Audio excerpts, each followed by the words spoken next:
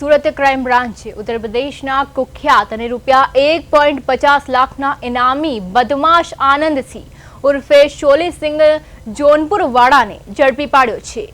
યુપીની ખતરનાક શોલે ગેંગનો આ મુખ્ય આરોપી ખંડણી, ફાયરિંગ અને હત્યાની કોશિશ જેવા 5થી વધુ ગંભીર ગુનાઓમાં લાંબા સમયથી વોન્ટેડ હતો। સુરતના ખટોદરા ગોકુલનગર પાસે આવેલા બાયોડાયવર્સિટી પાર્ક નજીકથી ક્રાઇમ બ્રાન્ચે બાતમીના આધારે તેને દબોચી લીધો છે। પોલીસે આરોપી પાસેથી 2 દેશી પિસ્તલ અને 6 જીવતા કોટ્સ કબજે કર્યા છે। આ શખ્સે યુપીની સેન્ટ ઝેવિયર સ્કૂલના પ્રિન્સિપાલ પાસે રૂપિયા 1 કરોડની ખંડણી માંગી ફાયરિંગ કરવાના કેસમાં મુખ્ય આરોપી છે।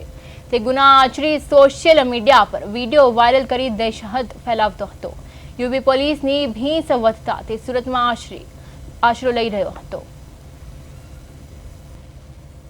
જોનપુરનો છે, એની ધરપકડ કરવામાં આવી છે। આનંદ સિંહના કબજામાંથી 2 પિસ્ટલ અને 6 જીવતા રાઉન્ડ મળેલા છે।